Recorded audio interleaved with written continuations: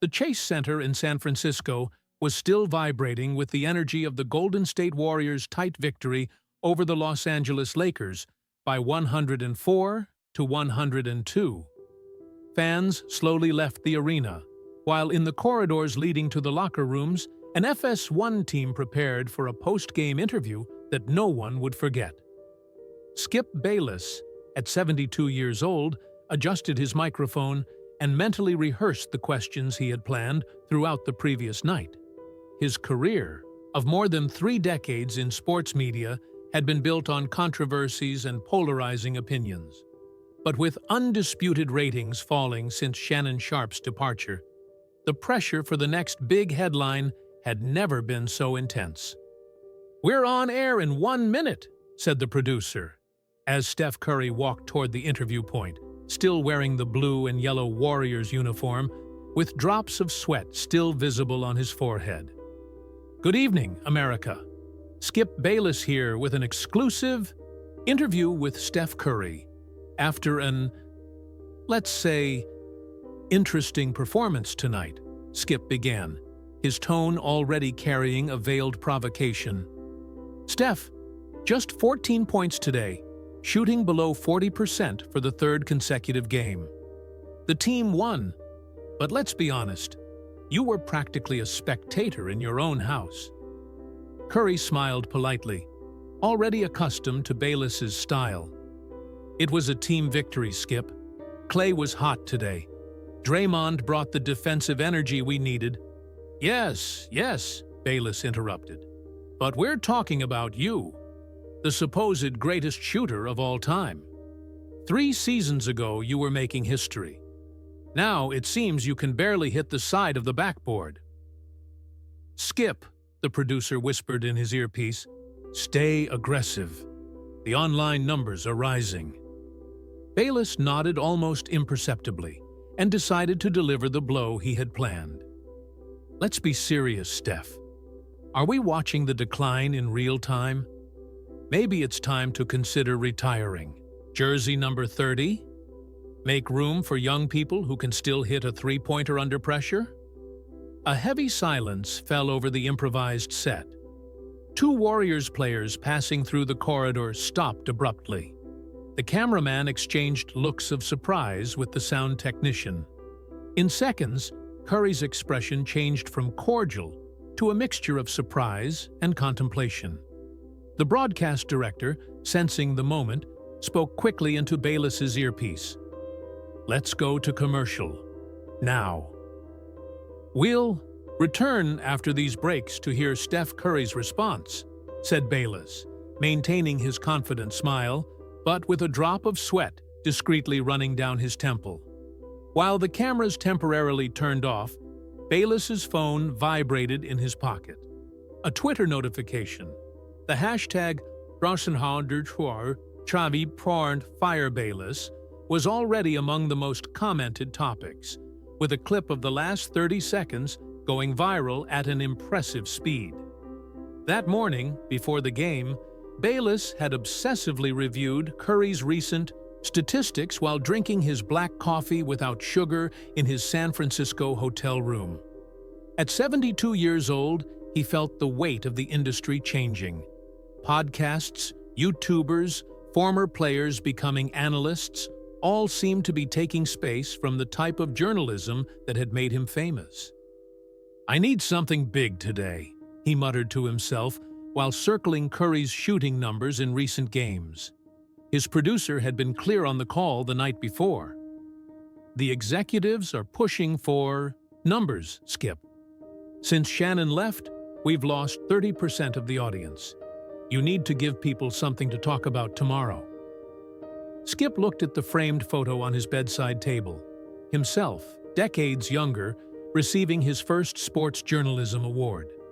In those days, his critiques were based on deep analysis, not in search of clicks and views. The game had changed. His phone rang, interrupting his thoughts. It was his 16-year-old nephew, Jason. "Uncle Skip, are you really interviewing Curry today? Man, he's amazing!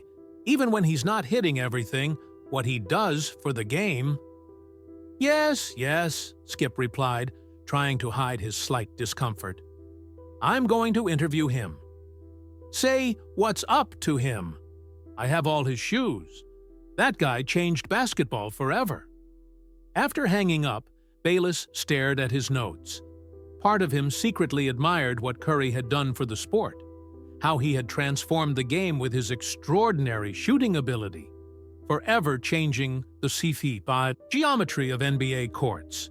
But that admiration rarely appeared in his work. Controversy generated audience. Praise, not so much. Now, backstage during the commercial break, Skip faced disapproving looks from the crew. His producer, however, seemed satisfied. The website is blowing up, Skip. Keep it up. I crossed the line, Bayless acknowledged, surprising the producer. I saw it in his eyes. Since when do you care? You built a career making figures like LeBron James squirm. Bayless looked at his phone again. The hashtag #ChattersFireBayless had risen to first place in trending topics. But there was something different this time. It wasn't the usual satisfaction of being the center of attention. Something in Curry's look had awakened a memory of when he started his career, before the need to shock became his trademark. "We're back on air in 30 seconds, shouted the director. The red camera lights turned on again. The tension was palpable in the Chase Center corridor, now more crowded, with Warriors team members watching from a distance. We're back with Steph Curry of the Golden State Warriors. Before the break, I questioned whether it might be time to hang up the shoes, considering your recent performance, said Bayless, maintaining his challenging tone, but with a subtle softening in his expression. The camera turned to Curry. To everyone's surprise, including Bayless, there was no anger on his face. Instead, there was a slight smile and a thoughtful expression. Curry took a deep breath and began, "You know, Skip, in 14 years in the NBA, I've learned a few things. First, every shot that doesn't go in is a lesson. Second, criticisms usually say more about who makes them than about who receives them." Bayless blinked, clearly not expecting this tone. What everyone sees is the end result, the points, the wins, the championships. What they don't see are the 5 hours of daily training even when I'm exhausted, the late-night video analysis, the pains I have to manage. They don't see the 500 shot attempts per day when no one is watching. Curry paused, looking directly at the camera. When I entered the league, people like you said I was too fragile, too small, that my style would never work at the highest level, that I would be at most a shooting specialist coming off the bench. I have 4 rings that say otherwise. Instead of hostility, there was a calmness in his voice that silenced the entire corridor. As for your comment about retirement, no, I'm not ready. I'm going through some tough weeks, yes. It happens to any athlete. Jordan had bad games. LeBron had bad series. The difference is how you respond. Curry then slightly shifted his focus, surprising Bayless. And you know, Skip, we all have bad days. We all feel pressure. I'm sure you feel it too, trying to maintain your relevance in this rapidly changing media world. Maybe that's why you resort to comments like that. There was a stunning silence. Bayless, for the first time in years, seemed genuinely speechless. I respect your long career, Curry continued, but I also respect young players and journalists who are growing up seeing how we interact. What message are we sending when respect leaves the conversation? When controversy becomes more important than substance? Curry extended his hand. So, instead of being offended by your comment, I prefer to invite you to a real conversation. No provocations, no cliques. Just 2 people who love basketball, talking about what makes this game special. What do you think? The extended hand hung in the air for 2 seconds that seemed like an eternity on live television. In a small conference room at the Chase Center, away from cameras and microphones, Skip Bayless and Steph Curry continued their conversation. What should have been a brief exchange became a 1-hour discussion that would change both. "Look, Steph, I'll get straight to the point. I apologize," Bayless began, nervously rubbing his hands. "I crossed the line." "Why?" asked Curry, not with accusation, but with genuine curiosity. "Why did this style become your trademark?" Bayless looked at the floor before answering. "It started as honest analysis. Then it became a character. And eventually, I didn't know how to stop. The numbers went up. The contracts improved." "I understand the pressure," replied Curry. "Different from what people think, I'm not immune to criticism. Each negative comment, each analysis questioning my ability, I absorb all of it. The difference is how I process it."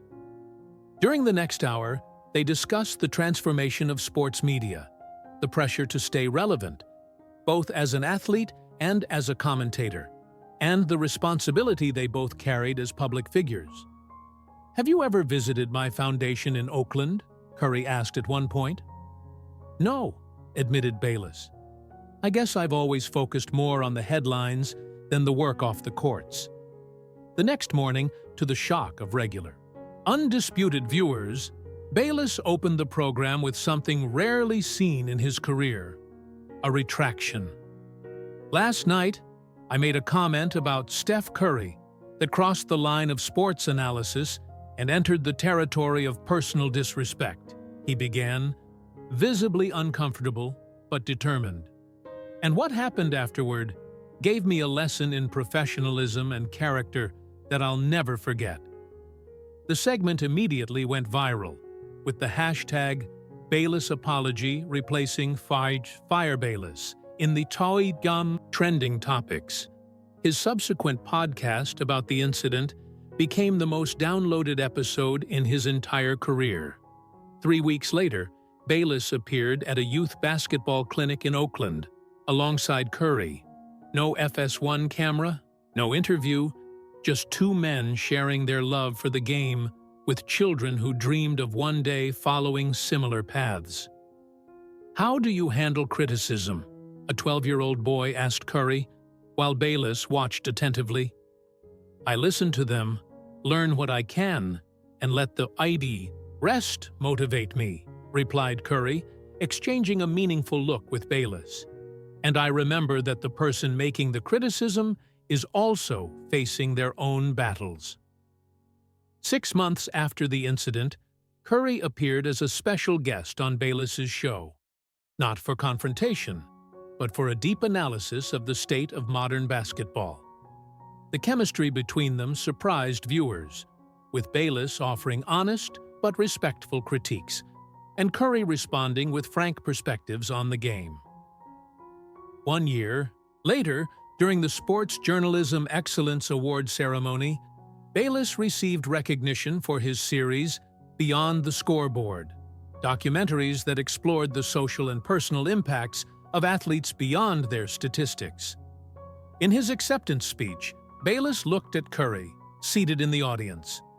"I spent decades building a career on provocations," he said at the microphone. "It took just one moment of genuine grace to show me a better path. Sometimes our greatest lesson comes when someone responds to our worst version with their best version." Backstage, after the ceremony, Curry found Bayless in the corridors. "Who would have thought that moment would bring us here?" Bayless smiled, not the provocative smile that had been his trademark for so many years, but a genuine one. "Thank you for not simply canceling me when you could have." "Canceling is easy," replied Curry. "Difficult conversations, those are the ones that really change things." As they went their separate ways that night, both knew that the brief televised confrontation had transformed into something much greater than either could have predicted. an example of how to respond to provocation with integrity, and how even hardened veterans can find new ways to practice their profession.